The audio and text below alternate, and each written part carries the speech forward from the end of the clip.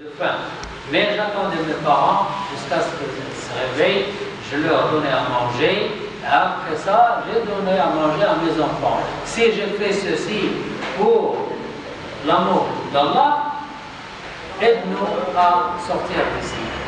Et la roche s'ouvre un peu, mais ne pouvait pas sortir. Il y a de la lumière qui entre, mais on ne peut pas sortir. L'autre dit, oh Allah, tu sais, je connais une fille de la famille, je l'aimais, elle n'était pas ma femme, mais elle était pauvre, et j'avais envie de m'amuser avec elle.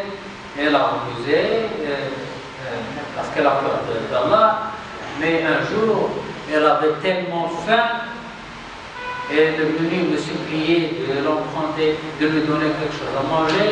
Je lui ai dit non, je te donne à manger qu'après m'amuser avec toi.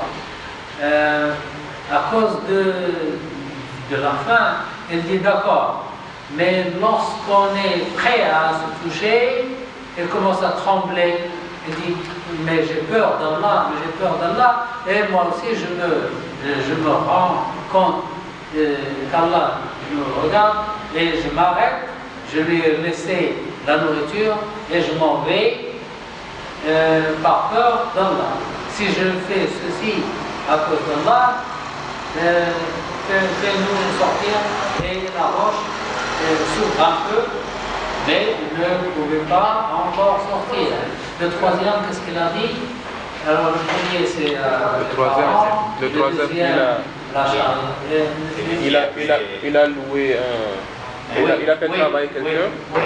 Le troisième, un employé. Oui, le troisième, il a employé un homme qui travaillait chez lui. Il travaille, et lorsqu'il a fini, ils ont décidé le prix du travail. Mais lorsque le travailleur a fini, cet homme lui a donné l'argent, et l'homme dit non, oui, on s'est mis d'accord pour cet argent, mais j'ai fait beaucoup plus d'efforts, je demande plus d'argent. Et l'homme dit non, on s'est mis d'accord pour cet argent, prends ton argent. L'homme a refusé, il a laissé l'argent et il s'est en allé. Alors j'ai pris cet argent de l'homme et je l'ai investi. J'ai acheté des moutons, des vaches et tout, et jusqu'à ce que la vallée est remplie de moutons. Un jour, le travailleur, après longtemps, un jour, il était coincé et il a besoin d'argent. Il est venu chez moi et il me dit s'il vous plaît, donnez-moi l'argent que j'ai refusé l'autre jour. Je lui ai dit regarde cette vallée, regarde ces moutons et ces bêtes, ils sont tous à toi. Il me dit non, ne te moque pas de moi. Je lui ai dit mais c'est vrai, ils sont tous à toi. Et il les a pris et là, il est parti. Si j'ai fait ceci pour l'amour de toi, faites-nous sortir, et la roche s'ouvre et les trois sont sortis. Donc on peut demander à Allah avec les bonnes choses qu'on a fait, qu'on a pensé qu'ils sont sincères pour Allah. Il y a une évocation où on dit quand on sort de la maison, Allahumma inni as'aluka bihaqqi sa'ilin alayk bi mamshaya hada fa inni la akhruj bataran wala asharan wala sunyatan. Ça c'est lorsqu'on se dirige vers la mosquée. Oui, ça, bon, c'est-à-dire c'est un peu dans le même ordre d'idée, n'est-ce pas? Oui. Allahumma inni as'aluka bihaqqi sa'ilin alayk wa haqqi mamshaya. Je te demande au nom des gens qui t'invoquent et au nom de mon travail. Regardez, je marche vers la mosquée. Alors, il y a deux choses. Il y a les gens qui t'invoquent et mon travail, le fait de marcher vers la mosquée qui est une bonne chose. Je te demande de me pardonner. Non, pas c'était pour le Coran. pour dire comme pour Baraka le Coran comme ça. On ne pas faire ça. Pour référence, fais des références pour le Coran comme ça. Si. Baraka le Coran. بركة oui. Allah ببركة القرآن. Parce que le Coran, c'est la parole d'Allah. Oui. Ce n'est pas une personne.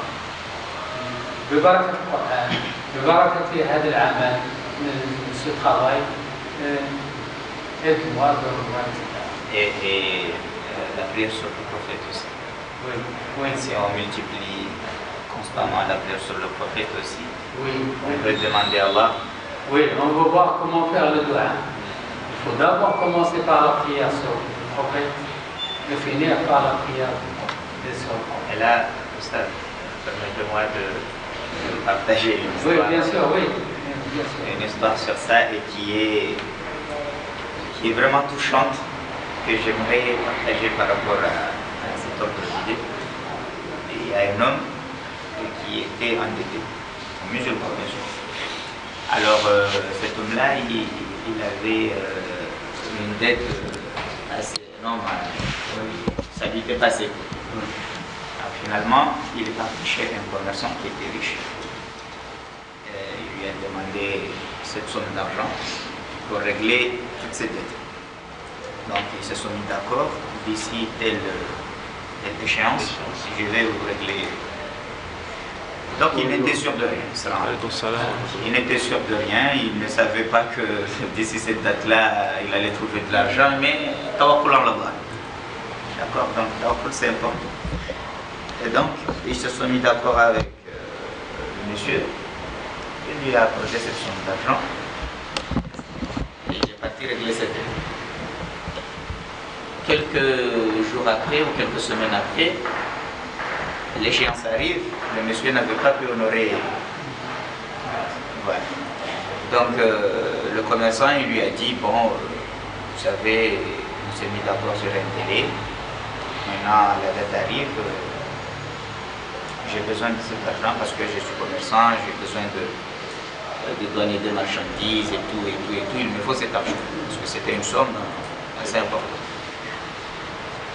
Le monsieur lui a dit, bon, je suis désolé, mais je n'ai pas encore l'argent. Finalement, il lui a donné une deuxième échéance, pour lui permettre de se rattraper. Mais l'échéance arrive encore, le monsieur n'avait toujours pas eu l'argent. Alors par conséquent, le commerçant lui a dit, je t'aime pour Allah, mais là maintenant, on doit passer chez un juge. Je vais porter plainte, il me faut une garantie, ou je ne sais pas quoi, mais quand même il me faut de l'argent, parce que moi aussi je suis dans le besoin. Donc ils sont partis chez le juge Al-Hukam de l'époque ancienne là, qui n'avait rien à voir.